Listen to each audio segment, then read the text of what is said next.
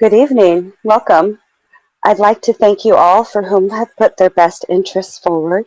I'm so pleased that those ears that are listening will soon hear what will provide them and their families and their communities with a sense of uniformity and a guidance in the event of a what if emergency. Tonight, we have on schedule all things water, H2O being one of the major rules of three. Our presenters this evening are going to be Docs and USN and friends of familiar standing in our Discord families. So feel free to grab a pen, jot down things you might not have known, or questions that might arise during our podcast. And we'll cover those on Saturdays during an open discussion forum.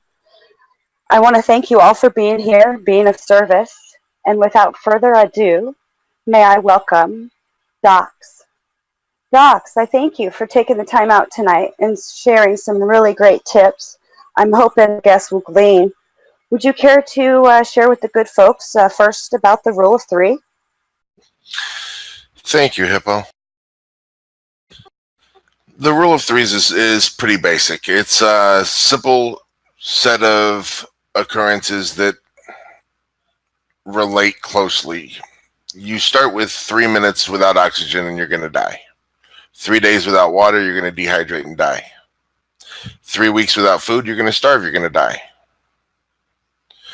It's a pretty simple scenario in there. You got 3 hours without shelter, 3 days without water, 3 weeks without food, 3 minutes without air. On that, water is one of the major priorities that you're going to come across. Since you can live 3 weeks without food, you can only live 3 days without water. Water is one of the things you're always going to need a good supply of. When it comes to storing for your families and for neighborhoods or for any type of what if scenario, the rule of thumb in moderate temperatures, or I should say moderate climates, is going to be 1 gallon to 2 gallons per person per day. In extremely cold climates or extremely hot climates, you're going to need to adjust that accordingly. Usually 3 gallons per person per day in anything over 100 degrees, and the same for anything below 60 degrees.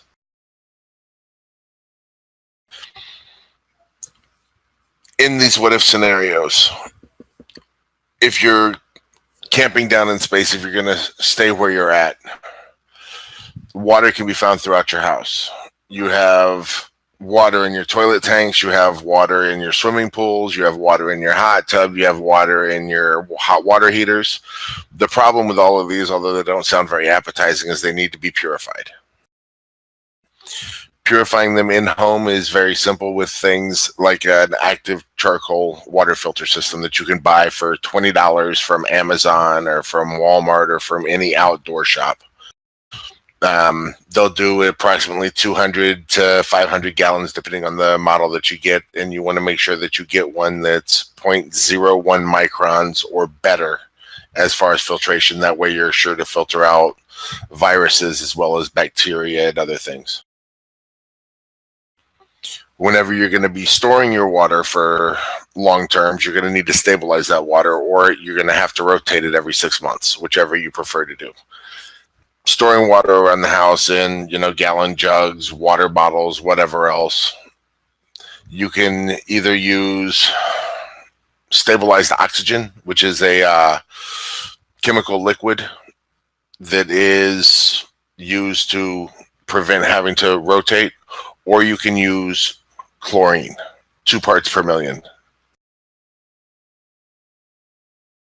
Is safe to drink for whatever purposes, which is normally what most swimming pools are going to have on average with their pH levels.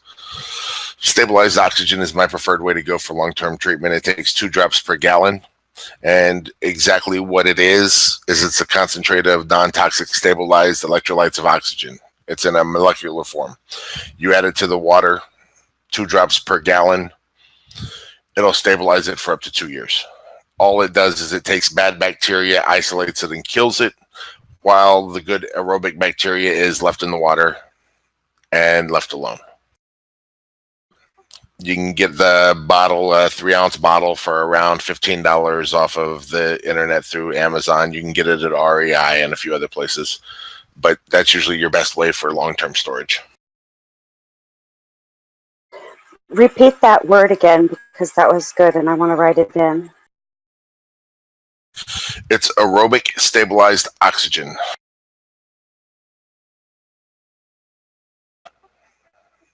You can, if you do any search online for stabilized oxygen, it'll pop up. It's relatively inexpensive, but it keeps water for 2 years without having to rotate.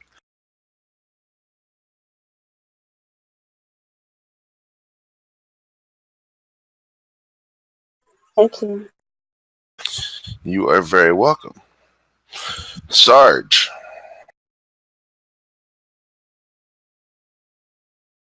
What's going on? What do you got to add for us? Well, I'm more of the, hey, something just happened. We got to figure this out. Zombie apocalypse kind of, oh no, here's a situation. What do you have around you that you can get that can prepare you for something that may come on the cheap? You know, storing extra bottles or cases of water, great idea. Buying a few, filters that can help you filter your water, or having extras on hand. There's a lot of things around your house that can help you survive. Like?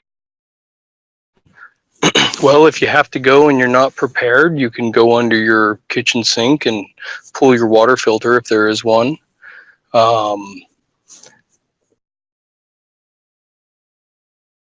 You can use the bathtub to store water. You can use the toilet, the back end of the toilet, where the water goes to wait before it gets flushed. It all depends on how much time you have to prep, because if you know something's coming, you can turn on your water and fill things up. Milk jugs, stuff like that. Would you prefer that people store in milk jugs, or is there a type of container that is preferable for water storage only? Well, if you're making the water yourself, whether it's being caught by rainwater or boiled water, I would definitely put it in the bottles. And there's a whole bunch of plastic bottles around. You can pour boiling water in those plastic bottles and it'll cool down and be pretty okay. Glass is always preferred, but glass doesn't travel very well. So sometimes you've got to get larger containers. And at Ace Hardware or other places around, you can get deflatable camping bags. They're like water sacks with a little thing that have a handle. Now, again, that means you have storage. But what you want to store in there has to be purified. Absolutely. So we need to talk about purification. How do you draw water from a toilet to drink? Well, sure, but you don't want to. The first place you don't want to go is the place you go number 2. Of course not. The tank that you're looking for is behind, the big box on most toilets. That holds, depending on how old it is, 1 gallon, 2 gallons. But also, that doesn't mean it's okay to drink that water. You've got to look at it. Is there rust in it? Is there other weird things in it? Is there one of the blue things or one of the bleach things in it? You don't want to just grab and go. You got to observe your surrounding.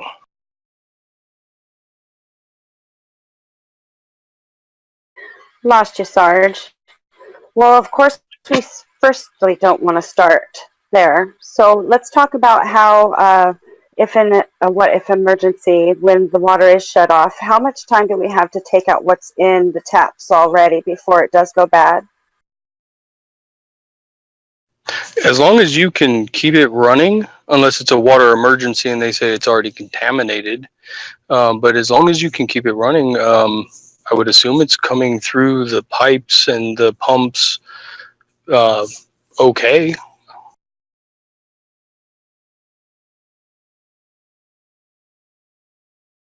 Wonderful.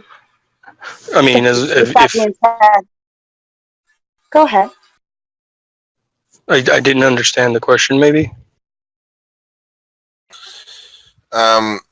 Normally, you'll have anywhere from 1 to 10 minutes from the time water is shut off till no more will come through your pipes.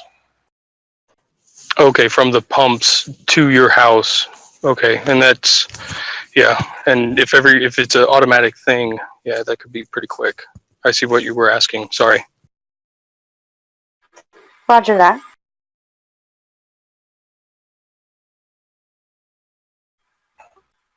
And so with the basics of storage, picking up a gallon here and a gallon there would be a really wise idea. How do we stock up? Because it is such a bulk of a space taker. Well, as far as water storage itself goes, a lot of what we do, myself, we have the baby's crib. We store water under the crib. We store water on the bottom of the bookshelves. We store water under our bed. You know, there's places you can put it that are out of the way, but they're always there. The thing with water is you have to have it. Period. You don't. I mean, if you're going to go through, let's say, a power outage that's going to last 10 or 12 days because there was a hurricane that hit and you decided to stay in place, you're going to need water to get through that time. If any of y'all have ever been through a hurricane, public water supplies can become contaminated through that hurricane very rapidly. A lot of times they shut it off completely because of that. So you always, I mean, there's no reason that you can't store 20 gallons of water sitting in your house, you know, unless you just are too lazy to do it. You can fill a gallon jug of water up, you know, out of an old milk container. It's not the preferred container, but you can do it, or 2-liter soda bottles, or whatever you happen to have and store it around the house. To stabilize it, you can use the aerobic oxygen, or you can even use chlorine bleach. You know, 2 drops per gallon will stabilize the water for a year. It's not a hard thing to do.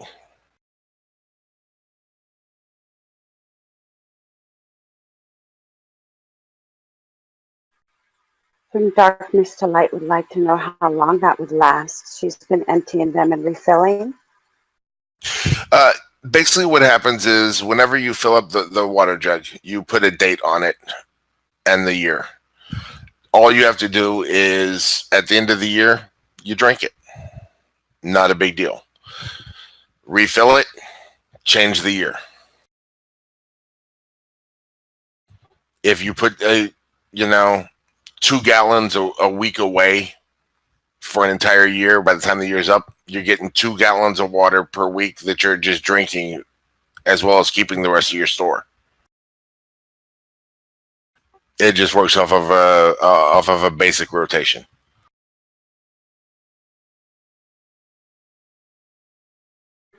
Yes, and always use what you stock. And that way it is a usable supply. It's constantly being rotated. Always label and date and use a Sharpie so it doesn't go away or fade. And keep your water supplies in a cool and dark place, right? Believe it or not, cool and dark place doesn't even apply to water. Tell me why. Even if you're leaving it out on a patio in the sunlight, the water's going to heat up, but all it's going to do is it's going to go through a pasteurization process. A lot of times, if you have clear water bottles, you can actually pasteurize your water and make it safe to drink without ever having to boil it or add anything to it, just by leaving it in direct sunlight. It's something that they do in third world countries. They take aluminum pans to catch the reflection of the sun, similar to a solar oven, and layer water bottles, clear plastic water bottles with their labels removed, in these pans, so that the heat reflects in them, gets the temperature up to 185 degrees, and it pasteurizes. Wow, that reminds me of a really great way to collect concentrated water from plastic and holes in the ground, Jodo. Yeah, that would be a transpiration still. Aha! Can you talk a little bit about that? Transpiration stills, you can dig a hole in the ground. Yes, it's feasible. It's not going to produce a lot. Contrary to what the books are going to tell you, it's garbage. You'd be better off finding a non-poisonous plant. Oak trees, maple trees all work very well. Make sure you don't have poison oak vines running up the side of it. Wrap a branch in a clear plastic trash bag, tie it off, and leave it sit. The moisture from the leaves of the tree itself are going to cause more condensation, more transpiration. You're going to gain more water. Usually in a 8-hour time frame, you can gather 2 pints of water through a transpiration still attached to green vegetation. If you're stuck using a hole in the ground, you want to add some sort of green vegetation to the hole in the ground to increase the moisture to get your transpiration. So any and all water collection, if you're direly thirsty, is worthy. Yes and no. In timing circumstances, or what regards? Well, for instance, leaves of three, let it be. If you wrap up some poison ivy or some poisonous plant vines in your transpiration still, you're going to get incredibly sick. Well, okay, let's not think that we have a room full of dummies to use some poison oak for that. Well, just in case, I've seen it done. It was rather horrific. So, it was not a pleasant sight. But um, rivers, lakes, ponds, that type of thing, if it's non-moving water, it's going to be more dangerous than if it's moving water. You got to scout the area, but that's more of an advanced type of thing. If you're sheltering in place, and this is about your stockpile, there's no reason you shouldn't have enough water to get you through a week or two in-house. Okay, so proper storage for short term's good. I would love to get into the distillery stuff at a later date. Let's consider longer term storage, as in 3 to 6 months and or a year's time as well.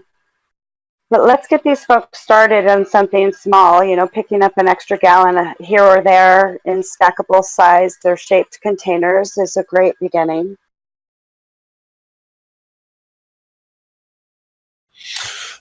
Usually, if you go to if you have a Sam's or Costco, even Bass Pro Shops, when they do their spring sales, their spring fishing sales, they usually have a bunch of camping equipment on sale at the same time, and you get those 5-gallon collapsible water containers that are great for storage. They're BPA free, food grade water storage things. They're absolutely amazing. One of the other things that I actually like to use, especially if I'm using unclean water sources, is camp showers.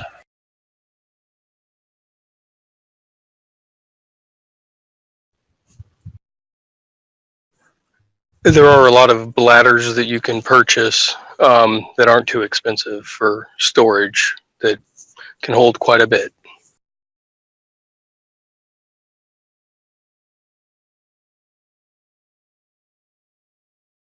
I think another thing is you can go to Home Depot, Lowe's, other hardware stores, and pick up different filter systems for your house.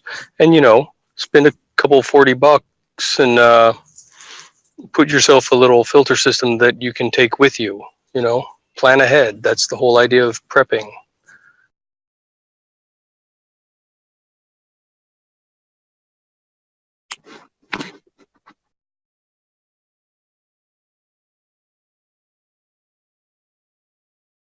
Oh, nice drop, Travcon. Thank you. I know that you have a nice spring by your house. You've got some awesome water sources around in your area. How do you collect?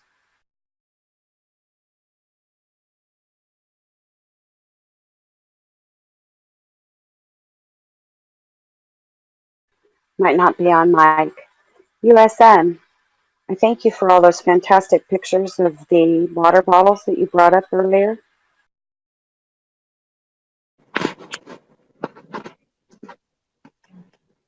Yeah, I had a question for Chris Hunter. The standard, or any of you guys, the standard 5 gallon jugs that go for water coolers. So now I heard Doc's mention earlier that it really doesn't matter if they're kept out of direct sunlight, if they're kept in the dark, or in a cool, dark area, or if they're kept in the heat. Can you guys touch on the dangers of, say, your regular standard plastic water bottles that come in a case of 24 or 36 that's left out in the sunlight, or is that a misconception? That's a complete misconception. You can leave them out in direct sunlight all day long. The problem that you're going to have over time is if you don't have that nighttime cycle in there, the bottles can warp and weaken, but it's not going to affect the water inside. However, keep in mind that due to the fact of bottling standards in the United States, I wouldn't try and keep bottled water or anything that's been sealed at a plant for more than 6 months.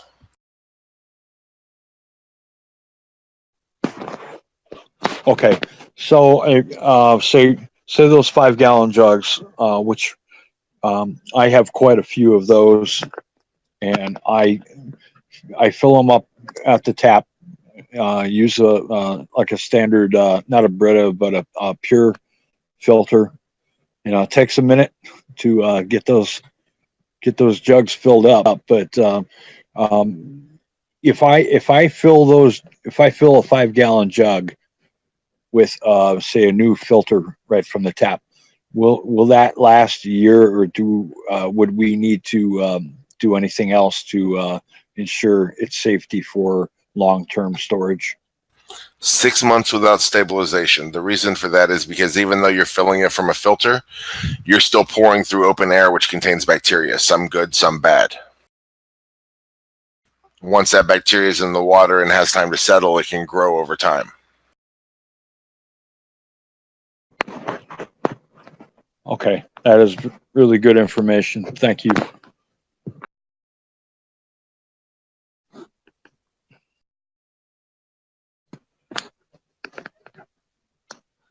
Now, Chris Hunter, are you're on with us tonight?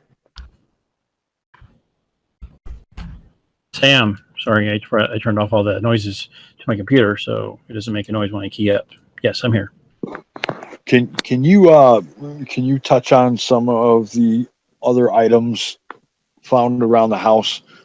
You touched on it briefly last week, just for the folks that are listening. Ways that you could filter water, items that might even be right inside of a household appliance or whatnot. Sure thing. You have your reverse osmosis that's underneath your sink. Sometimes you're going to need to be able to supply some pressure though to the water, so that makes it kind of difficult. And it's for every gallon that you can drink, you're flushing 3 to 5 down the drain. So that can be kind of wasteful and hard to do. But you can use your water filter in your refrigerator if you have to. Just pop that open on the bottom there. Usually you can just do a little twist and pop that off there. But also your reverse osmosis has usually 3 canisters under there. I believe the first one you change more often would be your best bet. It's a carbon filter one. And then stuff around the house you can do is, depending on how arid your place is, if it's really foggy, you want to go to extremes, you could put up some kind of condenser type arrangement with stuff in your yard, to using one of your big pots and pans and making a steam purification system, which is one of the things I would recommend. to you. And I have some pictures of stuff like that if you would like. Now, why would the steam purification be a good way for a good route for folks to go? Because it's you're going to recapture most of your water, and your chances of getting bacteria and viruses and anything like that is almost nil. You're going to get some from the air, obviously, but for the most part, that would take a while to grow and become a population to be harmful. But that's your fastest, best way to get that done. Okay, and so I've never done that before, and I suspect that there are quite a few folks out there who have never tried to purify water through a steam process. Could you just run us through like a really brief description on how folks could do that at home? Sure thing. Actually, all of us have, for the most part, have done it before at home. Some basic examples of different methods of doing it to varying degrees of sophistication. Like this first one I have here is just a large pot full of crappy water, and then another pot inside that, a smaller pan that's inside that. Steam builds up on top, drips down the lid, falls in to the center. It's similar to what you do with the open pit or a hole in the ground in the yard type deal. And you would need to have a collection system. A lot of people who are familiar with moonshine, that's kind of like the second one here I have, where the water condenses and you have a separation of it when it becomes a gas and condensing back down to the water. And the third one is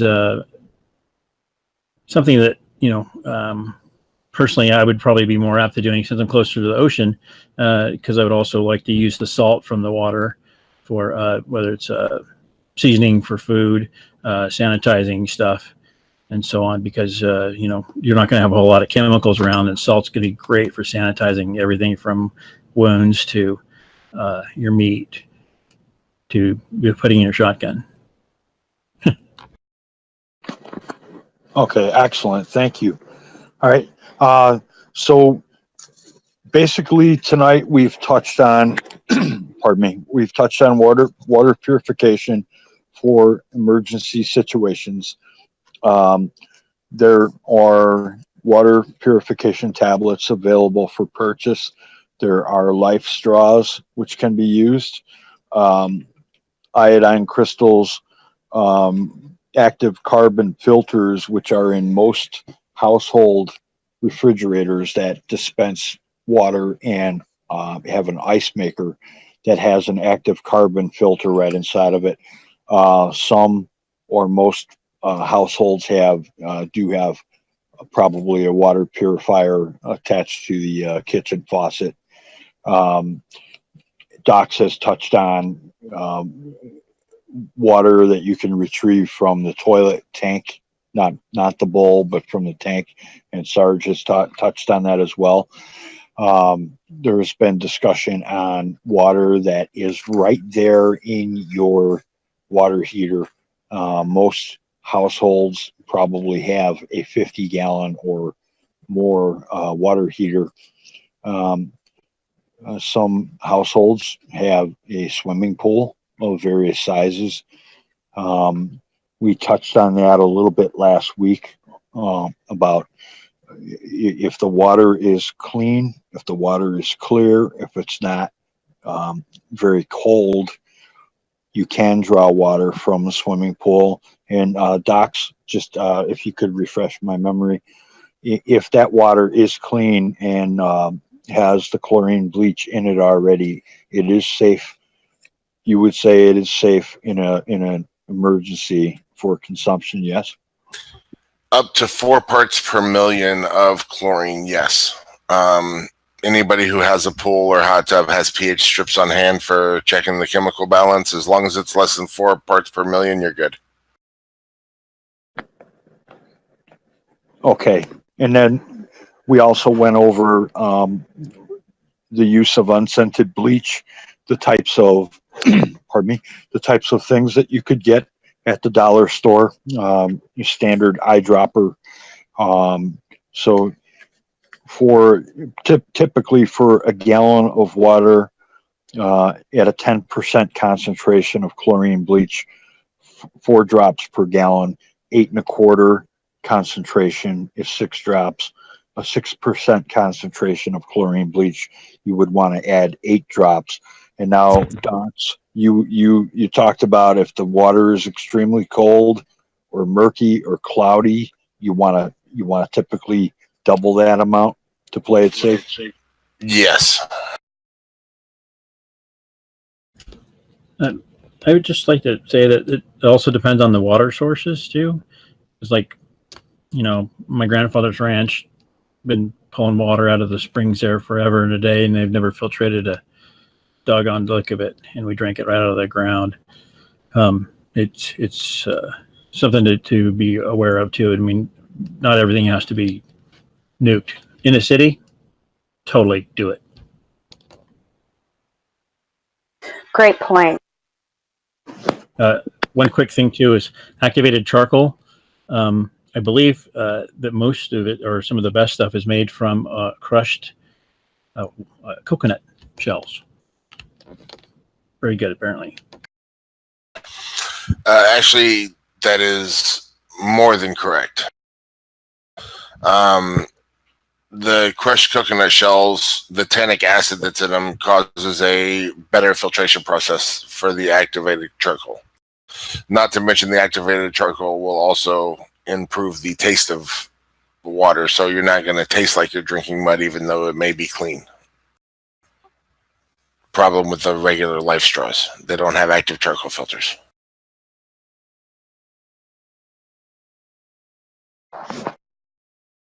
Thank you, Discovery Channel. So one of my final questions regarding water during a catastrophic event, whether it's a natural disaster or man-made situation, where back in 2001, after the attacks on September 11th, the DHS and FEMA started to come out with guidelines about boiling, having a boil water, boiling the water. Can you guys touch on that briefly?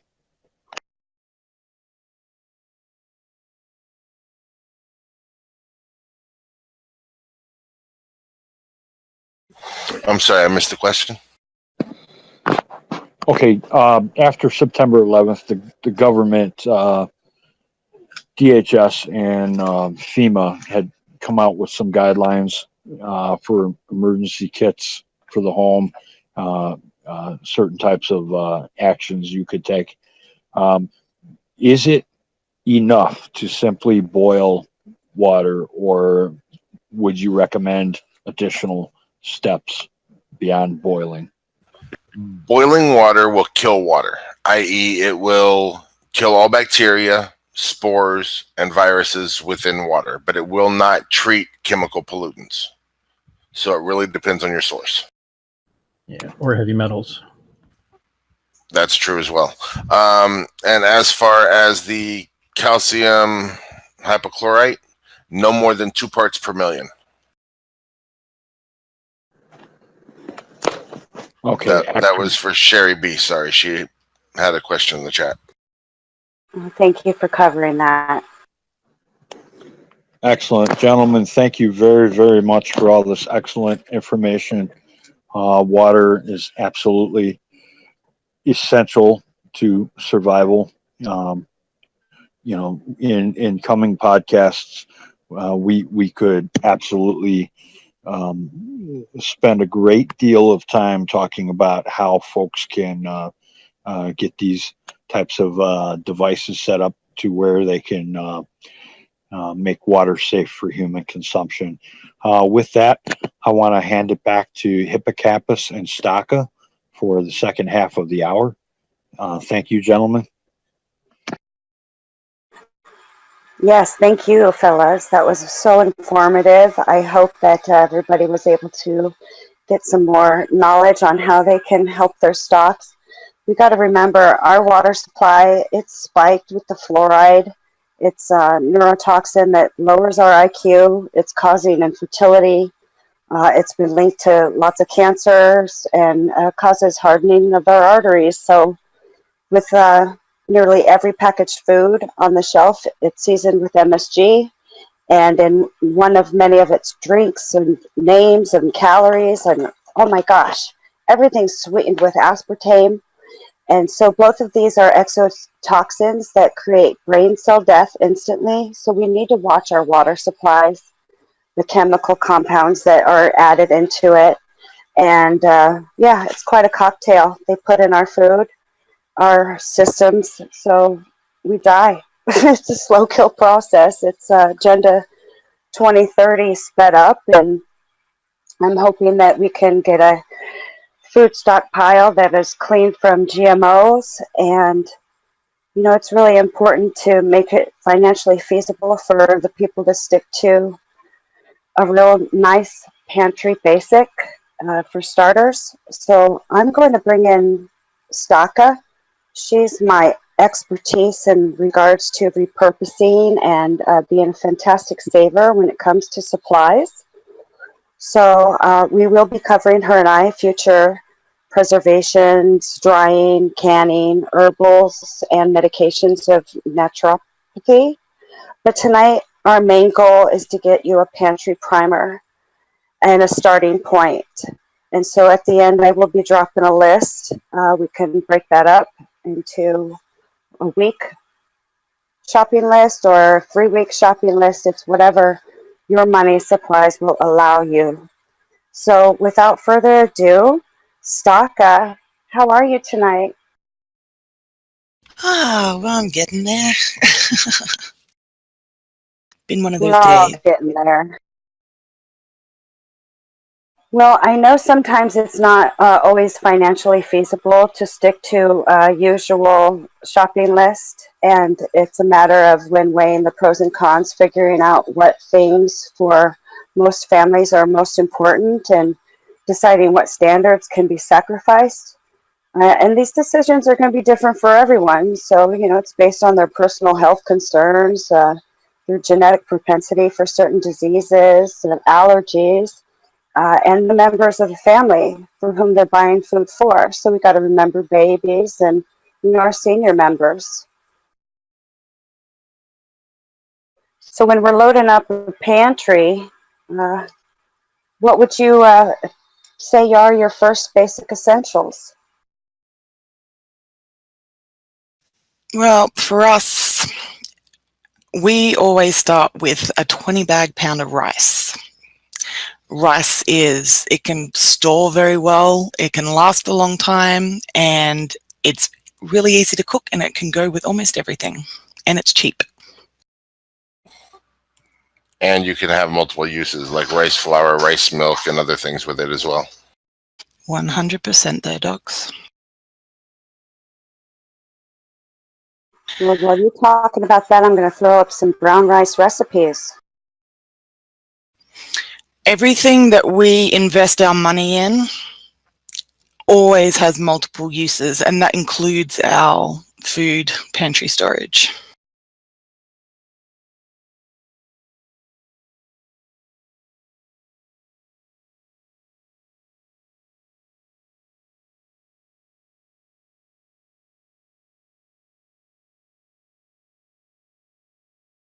All right, so I'll just run off a small list of stuff that that we normally keep on hand and keep a stock of.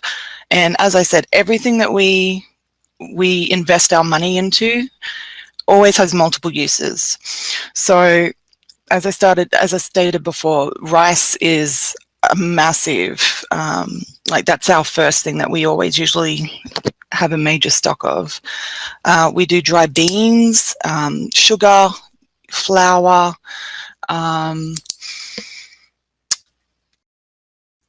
things like honey and some various spices like turmeric, ginger, garlic, chili powder flakes. Coconut oil, tuna fish.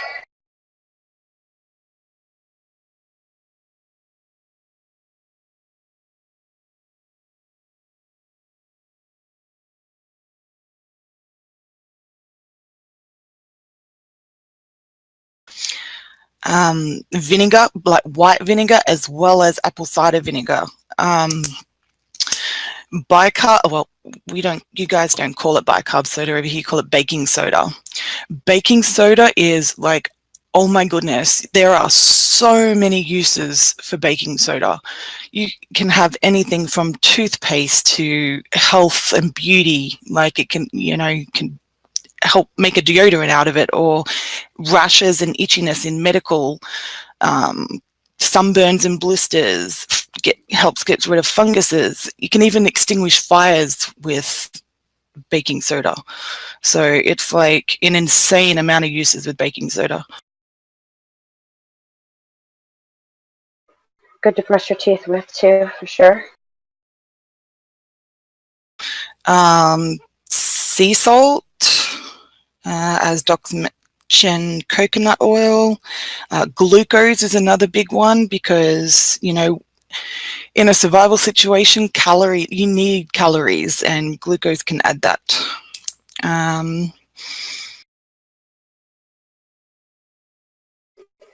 Well, the biggest plan is to be shopping the sales and to buy in bulk.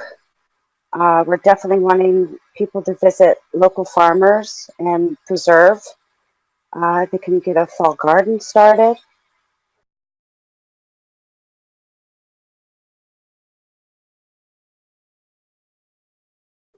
Mainly never go to the store hungry, right, people? 100%. You may want to touch on sprouting seeds as well. Could you please repeat that?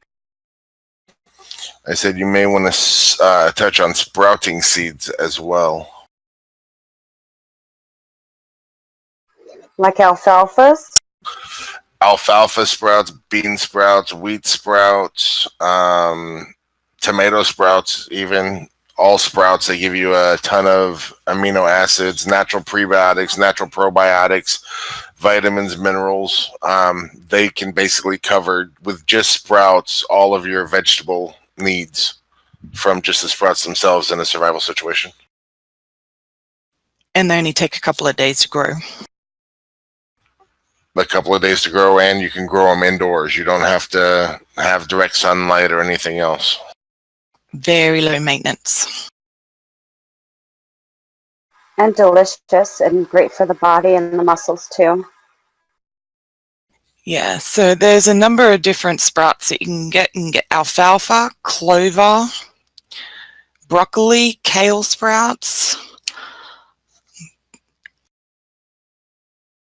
burgundy, daikon, Broccoli, cauliflower.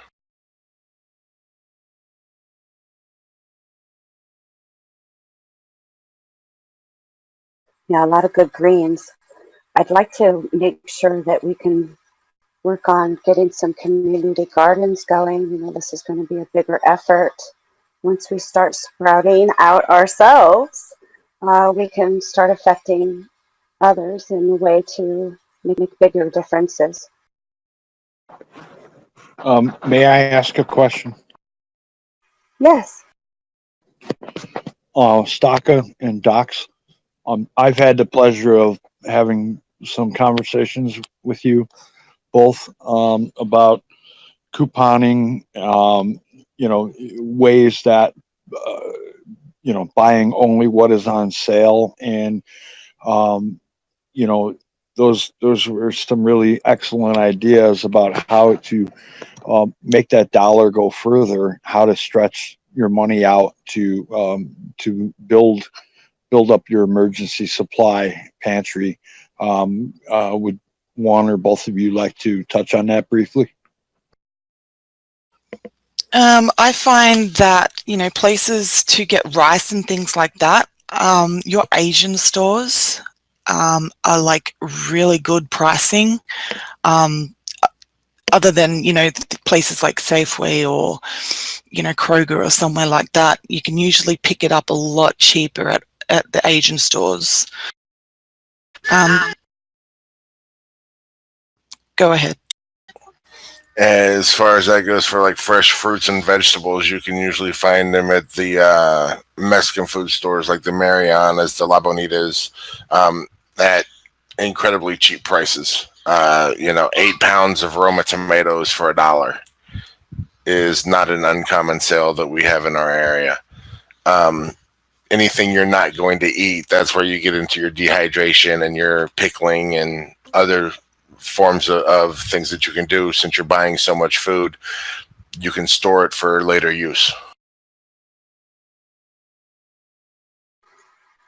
Absolutely, and please take advantage if your income is below a certain grade. You can get assistance and take advantage of dairy products, canned items. Watch for your Smiths and your Krogers for your 10 for 10s on the rice boxes. I'm going to put up a really nice list for pantry stock that will begin everybody if they don't have a starting plan. Here it is.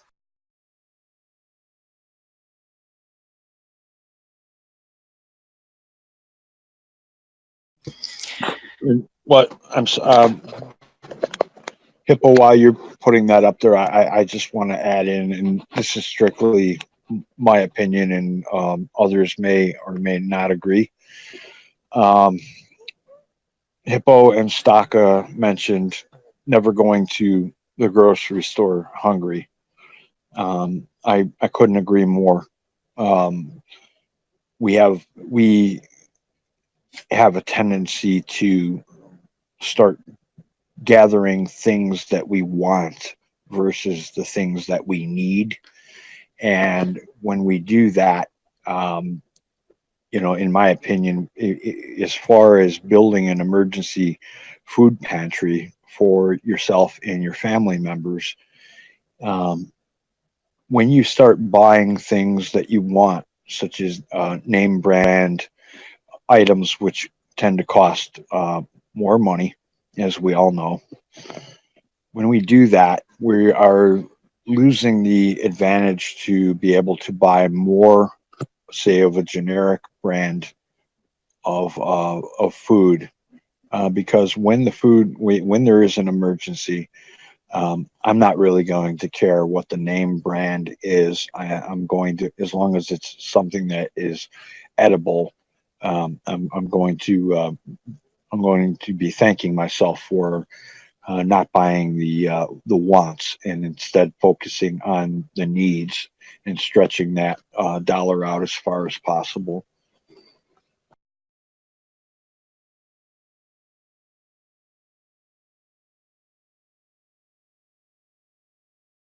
Start paying attention to the sale ads that you get in your mailboxes and the like, because you never know what's going to be on sale. You can prepare before you go to the store, so you don't walk in and you're like, what was I supposed to pick up an extra 2 pounds of this week or something. Like, have a look to see what's on sale. Like, that always helps you get in the mindset before you get to the store. And that way it's saving money. Sorry, Staka. Yeah, here's a few tips. If you guys want to keep your budget under control, if you're spending an afternoon stockpiling and just shopping, definitely, like you said, eat before you go. It can impair your judgment because everything looks yummy. Take water with you or a cup of coffee so you aren't tempted to stop at Starbucks. And, put that Starbucks money, that one cup, that one day a week in a stash money jar and save up for maybe, some canning supplies or that food preserver that you've always wanted, and then go alone because it's always more expensive when you have a child in tow. Things get added to the basket, and map out your route.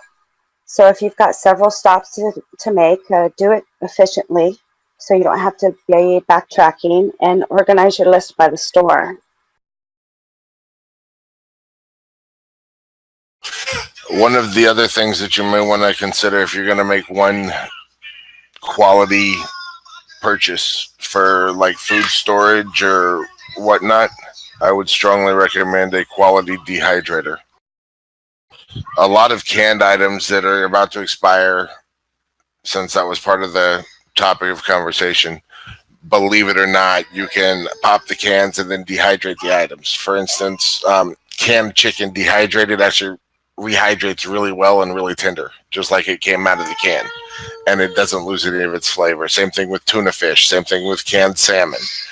All of that stuff you can actually dehydrate and save for casseroles or whatever else down the line, and it takes up much less space and weighs a lot less. Yes, I love the dehydrators. Making the fruit roll-ups for the kids are really fantastic. You can make a real great pemmican with that.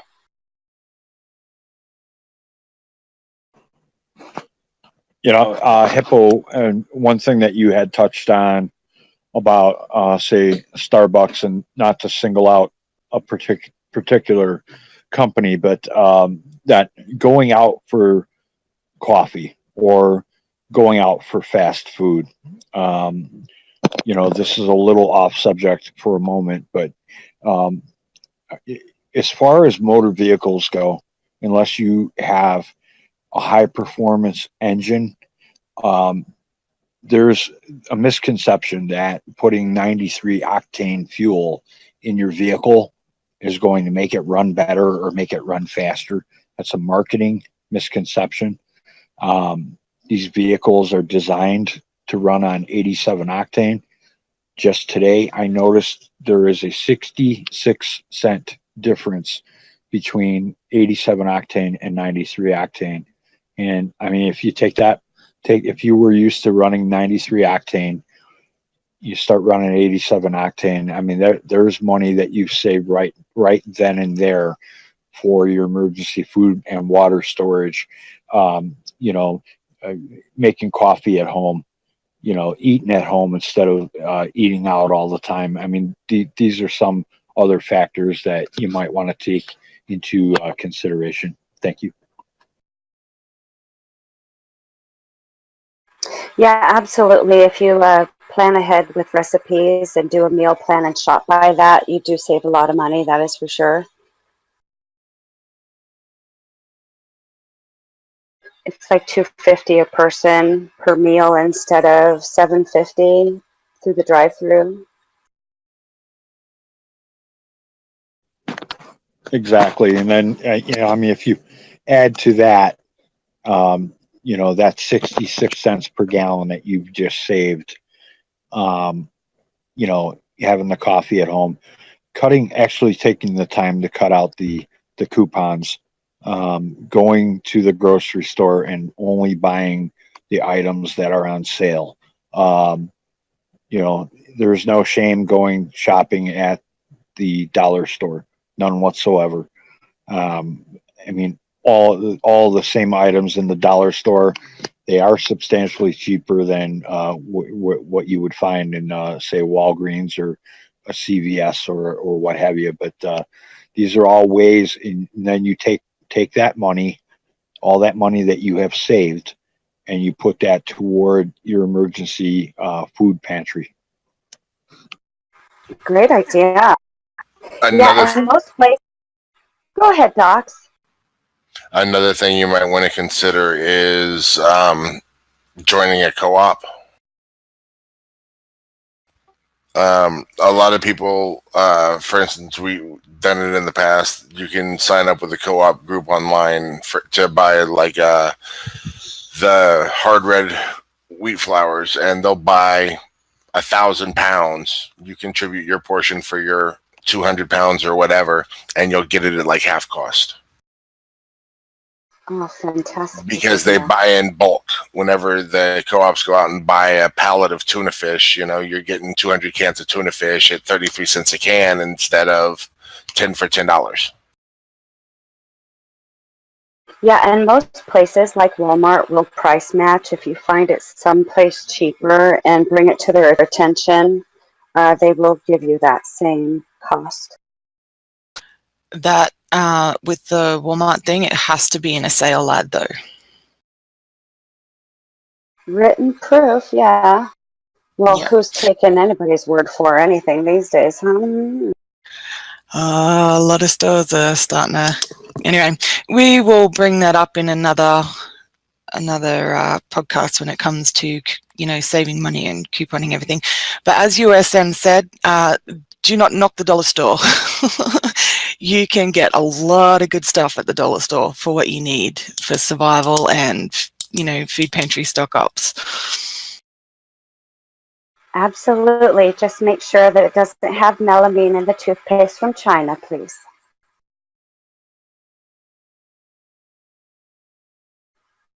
Well, what a great show. I really appreciate all of you guys' input. Listen, just, keep in mind as times get a little bit more desperate, the regular people that we meet every day, the ones you work with, and the ones that have the privilege and not have privilege, we all need to shop at $1. We'd be able to provide a little bit more. But my point to that is that I don't want anyone to be discouraged when they see any doom or gloom. The most important step today we can do is just getting people started. So I'm grateful that you're all taking this journey with me. I'm going to share with you guys a great way to make a full year supply of a pantry in 3 months. And so we're going to be both all stocked up. I just want to add that we're going to be working next week on our podcast for go bags and medications, which is going to be pretty important for all family members. So make sure and stay tuned for that. We've got some special guests that will be helping us fill our bags nice and light and tight. Again, I want to thank you all for being here. USN, would you like to say our closing prayer?